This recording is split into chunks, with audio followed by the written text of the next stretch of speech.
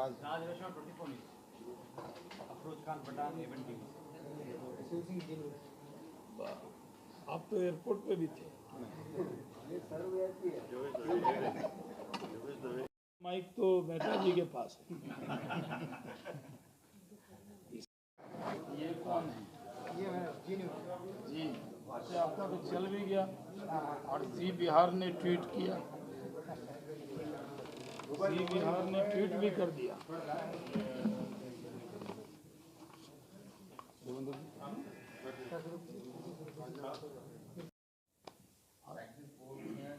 मैंने तो exit poll के बारे में कुछ बोला ही नहीं। मैंने तो ये भी नहीं कहा कि एग्जिट पोल के वजह से हम अपने नेता नरेंद्र मोदी जी और कार्यकर्ताओं की ताकत से जीतने जा रहे हैं। नहीं, हम तो पूरे देश की बात करें। एग्जिट पोल पर मैं कुछ बोल ही नहीं रहा। नहीं, अखिलेश तो अभी से ईवीएम पे बोला, मैंने ये नहीं बोला। वो तो हमने भी मनाया, प्रधानमंत्री जी ने भी बधाई दी, आपने भी बधाई दी। हमारे पार्टी के अंदर जो हमारे नेता हैं, राष्ट्रीय उपाध्यक्ष हैं, उनका जन्मदिन और पार्टी के अध्यक्ष का जन्मदिन या मेहता जी अपना जन्मदिन मनाए, इसमें तो पार्टी को ताकत मिलती है कि कमजोरी मिलती है? ये किसी राज्य में मैं जाता हूँ, प्रियंका जी और राहुल जी के नाम से सवाल ही नहीं आता। अच्छा है राजस्थान में वो सवाल है, क्योंकि यहाँ गहलोत साहब उन दोनों की को अपना नेता मानते हैं।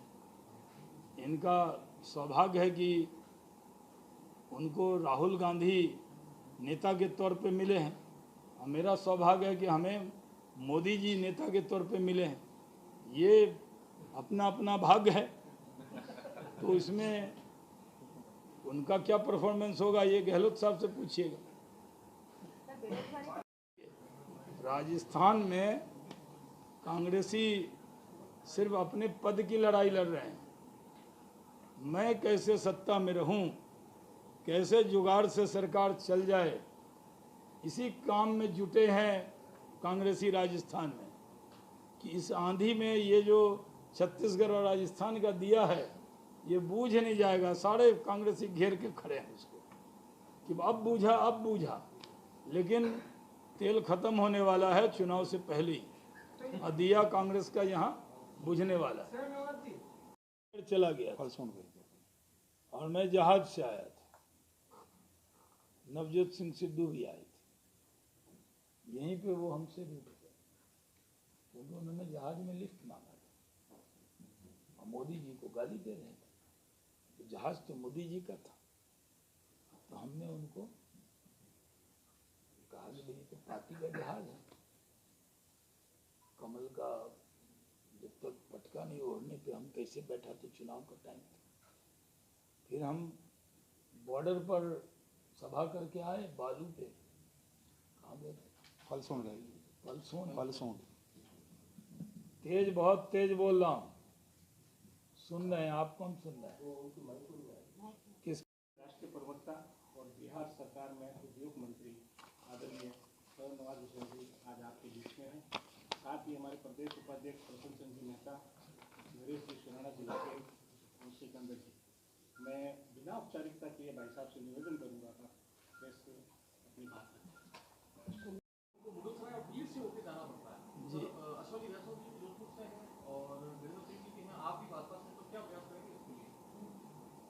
देखिए, वो दोनों जोधपुर से हैं और ट्रेन बिहार के लिए चाहिए, तो प्रयास मुझे ही करना पड़ेगा। अरे भाई, हम ये आप ही का सवाल हम अभी जवाब दे रहे हैं, पूरा सुनेंगे तब ना। आपने कहा अश्विनी वैष्णव जी और शेखावत जी दोनों जोधपुर से हैं, और जोधपुर में जो हमारे लोग बिहार के हैं उनके लिए ट्रेन चाहिए। तो हम इन अश्विनी वैष्णव जी से जो अगली मुलाकात होगी उसमें इस विषय के लिए को भी जोड़ देंगे कि हम बिहार से जोधपुर को नज़दीक करेंगे, तभी तो यहाँ का जो हैंडीक्राफ्ट है ये सब आराम से ट्रेन में पटना पहुँचेगा, हमारे यहाँ भी आएगा। जी, तो उस वक्त किसानों की बात हो रही थी कर्जा माफी की बात हो रही थी। कहा जा रहा था राहुल गांधी बाहों पे बाह कुर्ता चढ़ा चढ़ा के बोल रहे थे। पुराना वीडियो आपके पास हो तो सही है, हम लोग तो इसलिए बटन लगा लेते हैं ताकि बाह चढ़ाना न पड़े। बाह चढ़ा चढ़ा के कह रहे थे कि 10 दिनों में कर्जा माफ कर देंगे। कहाँ गया वो गहलोत साहब और राहुल गांधी का वो वादा? ये कस्में वादे प्यार वफा सब कांग्रेस की बातें हैं, बातों का क्या। ये गाना कांग्रेसियों के लिए लिखा गया था, फिल्म में फिल्माया गया। ये सिर्फ कसम खाते हैं, वादा करते हैं, तोड़ देते हैं। कांग्रेस से ज़्यादा वादा खिलाफी करने में कोई पार्टी नहीं है। इसलिए आज कांग्रेस की ये हालत है कि कांग्रेस के राष्ट्रीय अध्यक्ष रहते हुए भी राहुल गांधी जी अमेठी से हार जाते हैं। कांग्रेस की आज हालत ये है कि जहां सरकार है वहां सरकार नाम की कोई चीज़ नहीं। जहां सरकार में नहीं है वहां जनता ने गुजरात में 40 साल से, बंगाल में 50 साल से, बिहार में कई साल से, यानी सिर्फ कांग्रेस की बुझती हुई चिराग की लौ थोड़ी सी राजस्थान और थोड़ी छत्तीसगढ़, और भी कहीं है क्या? कहीं है कांग्रेस? हम अगर भूल गए हम तो याद दिलाइए। तेल का तो वर्ल्ड मार्केट में आज बाइडेन का बयान सुबह सुना आपने, अमेरिका में भी तेल के भाव बढ़ गए। जब हाँ नहीं, वॉर तो अभी 5 दिन से चल रहा है ना, 10 दिन से। वॉर तो पिछले 10 दिन से है। नहीं, ये सही बोले, 13वां दिन। आप एकदम एग्जैक्ट आए। किस पार्टी, किस से हैं आप?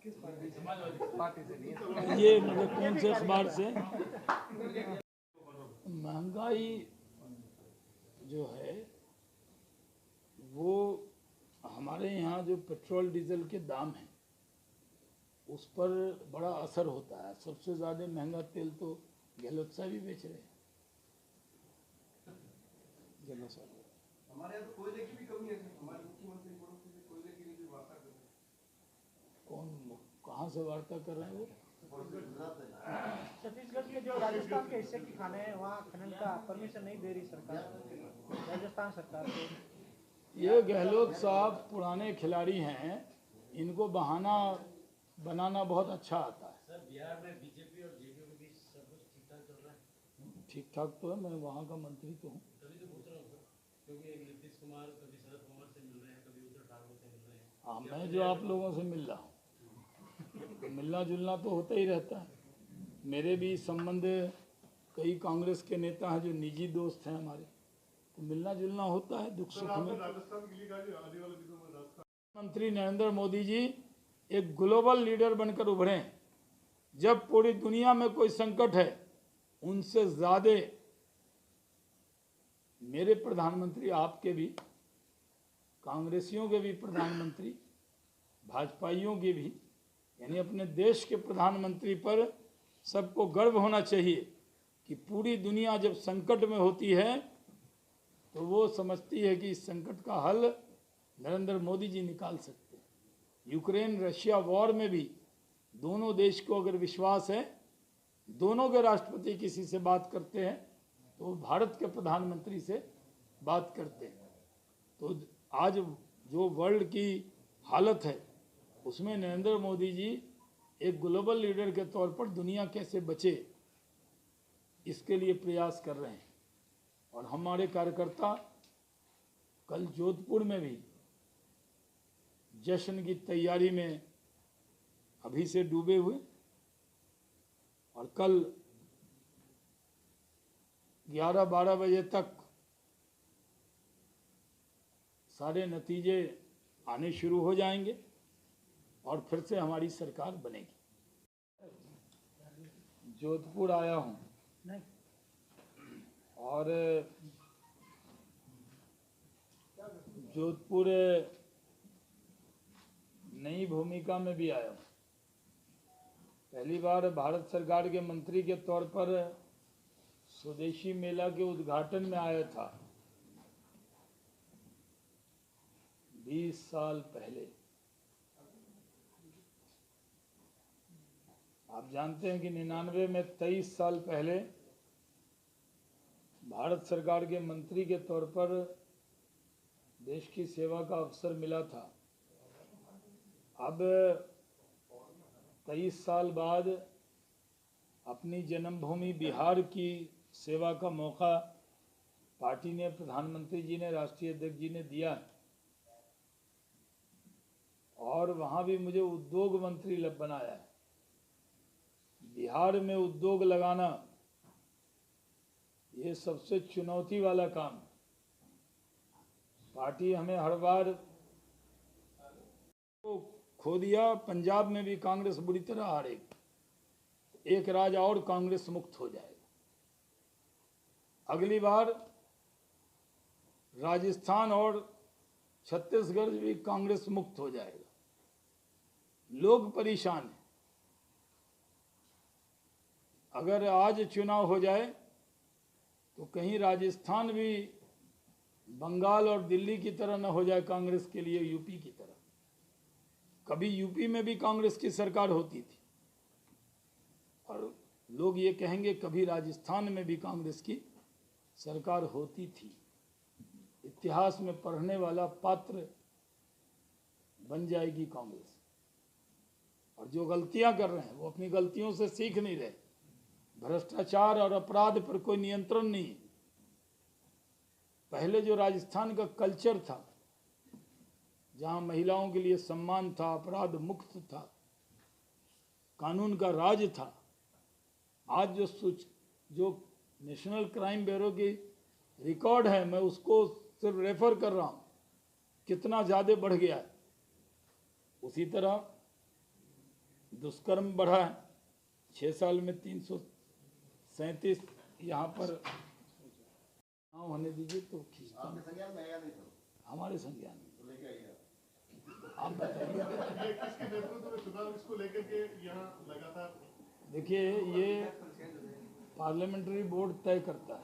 यहाँ तो बीजेपी तय करती है, पार्लियामेंट बोर्ड तो चीफ मिनिस्टर तय करते हैं। हमारे जो बीजेपी में कल्चर पहले कॉन्सेप्ट करते हैं, बाकी अच्छा, बीजेपी का कल्चर आप मुझे बताएंगे। आप देखो सर, बाकी सब 1986 से ना, आप क्या समझते हैं मैं जी से पहले प्रोजेक्ट करते कोई नया मुसलमान हूँ बीजेपी में? हैं, वो तो एक आदमी मैं तो आपको कह रहा हूँ, कल मैं कह रहा हूँ कि मैं तो पार्टी का राष्ट्रीय प्रवक्ता हूँ और पार्टी की केंद्रीय चुनाव समिति, जहाँ 10 लोग हैं,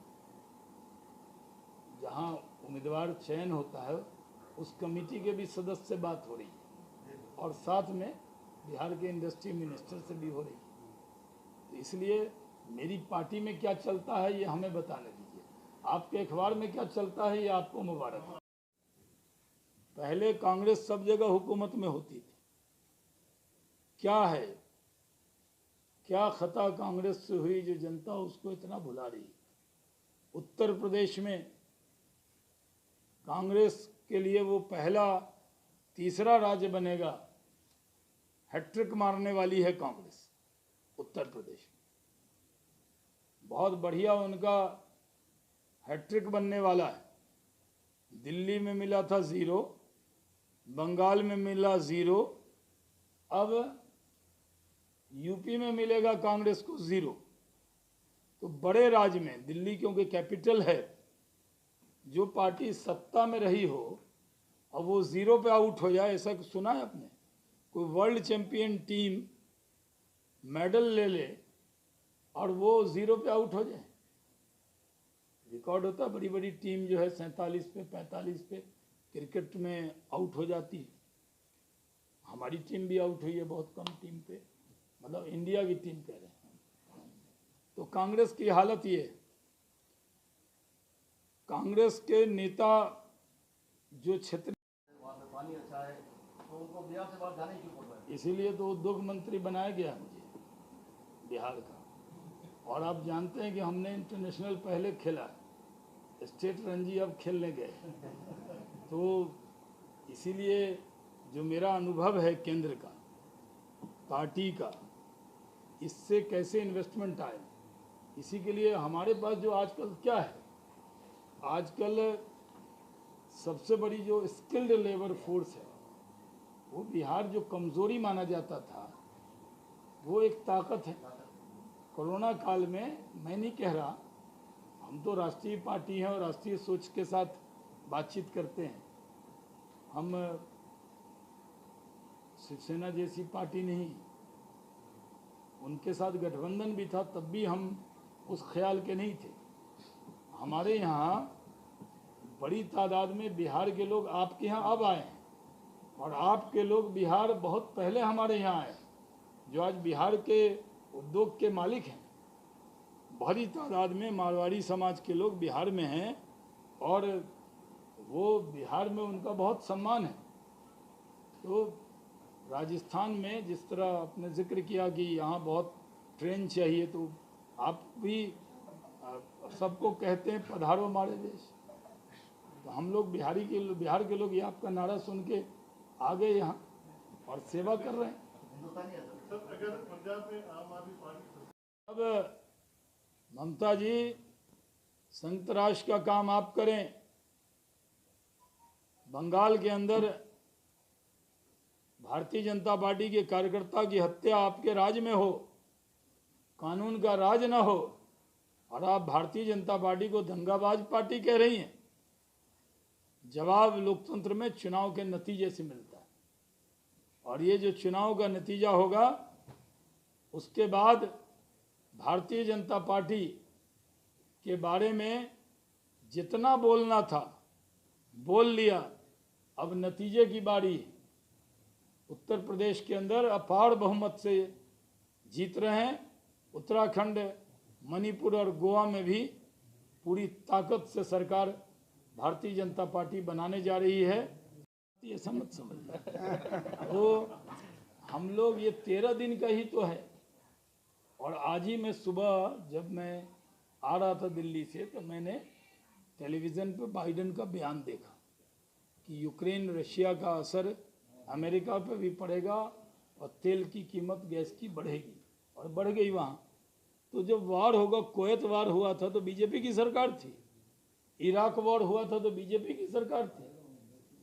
हम पेट्रोल और डीजल पे डिपेंड हैं वर्ल्ड मार्केट पर, और वर्ल्ड मार्केट में जब दाम बढ़ता है तो उसका असर पूरी दुनिया पे पड़ता है, और दुनिया में अपना भारत भी है। इस पर कुछ लोग बयानबाजी कर रहे हैं, इधर उधर की वो बात न करें। जो बयानबाजी कर रहे हैं उनको भेज देते हैं यूक्रेन रशिया के बॉर्डर पे, जाके वॉर रुकवाएं, और अगर वॉर रुक जाए तो तुरंत तेल की दाम पे, जो तेल और गैस पे, आपको पता है यूरोप में और अमेरिका में क्या हाल हुआ है तेल गैस की दाम। और अगर रशिया ने गैस रोक दिया यूरोप का तो कितना बड़ा हाहाकार होगा। तो ये दिक्कत है।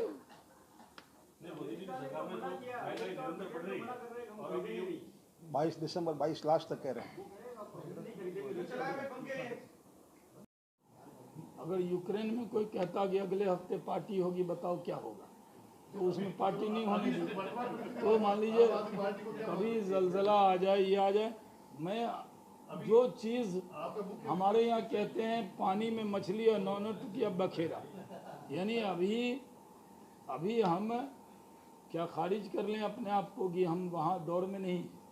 अभी एक जगह से आप मुख्य विपक्षी कांग्रेस को मानते हैं आम आदमी पार्टी? हाँ, हम किसी को, हम मुख्य धोखेबाज किसको मानते हैं वो पूछिए। एक दिल्ली के हैं और एक यूपी वाले हैं, तो इसमें हमें क्या कहना, उसको मानते हैं कि नहीं। आप बताइए, इनमें से आपको कौन पत्रकार अच्छे लगते हैं? तो ये कोई सवाल है सबक से?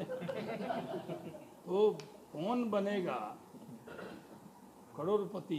तो आपने अमिताभ बच्चन लेकर आते हैं, है ना, देखते हैं ना आप शो। एक बार मेरा भी नाम पे भी सवाल आया था कि सबसे कम उम्र का कैबिनेट मंत्री कौन हुआ, तो वो रिकॉर्ड अभी भी मेरे ही नाम है। तो वो तय होगा कल के रिजल्ट पे।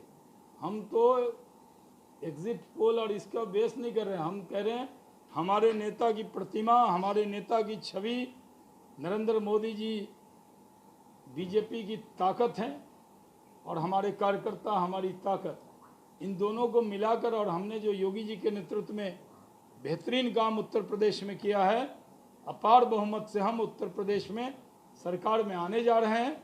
उत्तराखंड, मणिपुर, गोवा में भी हम अपार बहुमत से आएंगे। पंजाब में भी भारतीय जनता पार्टी एक अहम रोल अदा करेगी नतीजे में।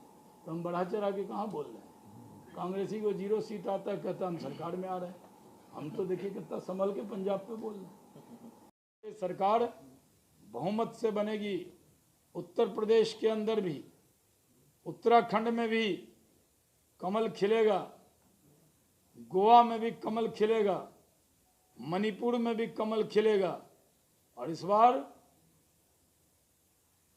पंजाब के अंदर भी जो हमारे आपके जोधपुर के ही हमारे प्रभारी हैं पंजाब के, गजेंद्र सिंह जी शेखावत जी, बड़ी मेहनत की है। जब मुख्यमंत्री के गृह जिला में 3 लाख से जीत सकते, पूरी सरकार लगी थी उनके पीछे, तो समझिए पंजाब में भी उन्होंने बहुत मेहनत की है। पंजाब में भी कमल खिले। पर मतदाता वहाँ साथ में नहीं थे ना, जोधपुर वाले। जोधपुर का आशीर्वाद साथ था, जोधपुर के लोगों की दुआएं साथ थी। वो लोकप्रिय हैं तो दुआएं तो चलती, कहीं भी रहिए आप, पहाड़ पे जाइए आशीर्वाद साथ चलेगा।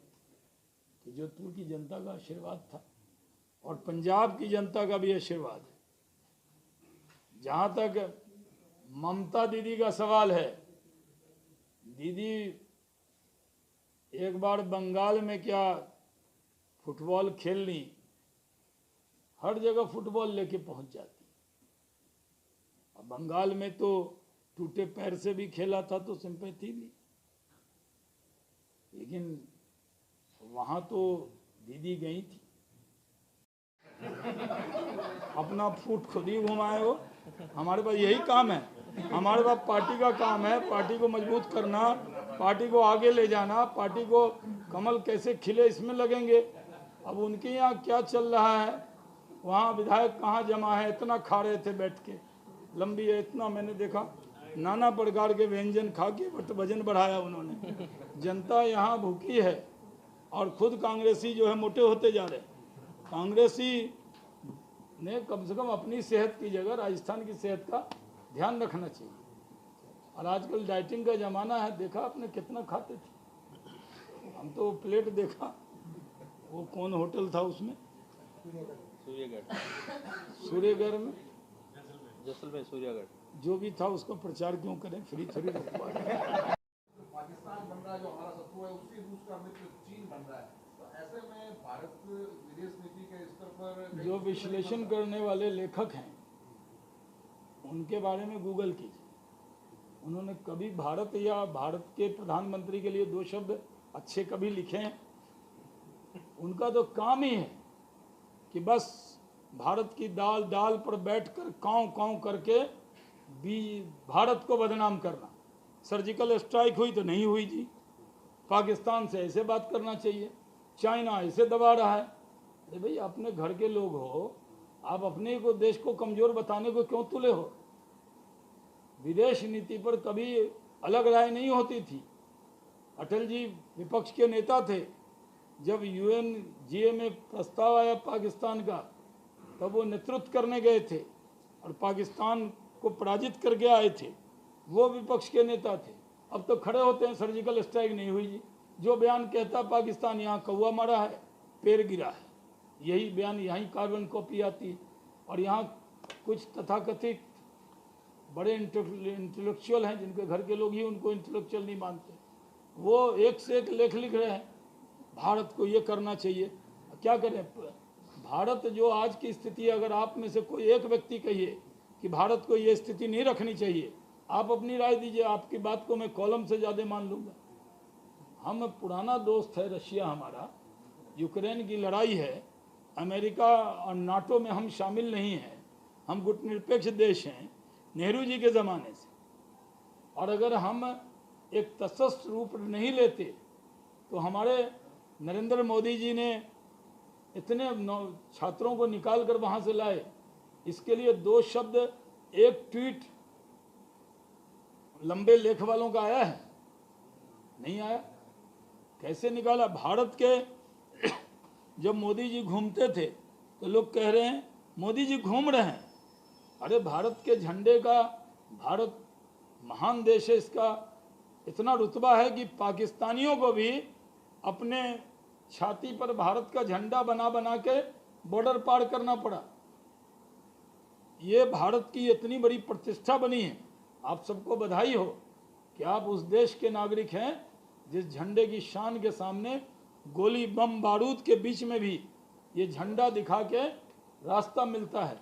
ये नरेंद्र मोदी जी ने भारत की पहचान। और मैं आपको बता देना चाहता हूं कि जिस तरह आपका ध्यान है, आज आखिरी दिन है नतीजे आने के पहले का। कल मैं भी आपको किसी टेलीविज़न पर बैठा हुआ नजर आऊंगा।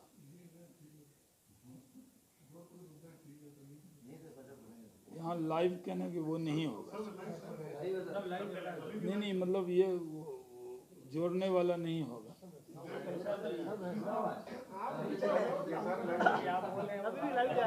और अब आज का दिन है हार अखिलेश यादव को स्वीकार करने का। अभी तक तो कह रहे थे कि जीत रहे हैं। ये क्या हुआ? एग्जिट पोल देखा तो कह रहे हैं ईवीएम खराब है। जब कोई उम्मीदवार धरने पर बैठ जाए, जब कोई उम्मीदवार, आप देखिएगा कि धरना करने लगे, समझ जाइए कुछ गड़बड़ होने वाला है। अभी से अखिलेश यादव ईवीएम पर बहाना दे रहे हैं। इसका मतलब ये है कि करारी हार समाजवादी पार्टी की होने वाली है, और इसीलिए अभी से रोड है और कंधा भी ईवीएम का तलाशा है। ईवीएम के कंधे पर रोना बंद करें अखिलेश यादव। जब कोरोना काल था, जब उत्तर प्रदेश में कानून का राज स्थापित करना था, 5 साल आप लोगों ने कहीं देखा उनको? कहीं नहीं थे। आराम फरमा रहे थे, चुनाव में मेहनत करने आए। लेकिन उत्तर प्रदेश की जनता ने फिर से योगी जी के ऊपर मुहर लगा दिया है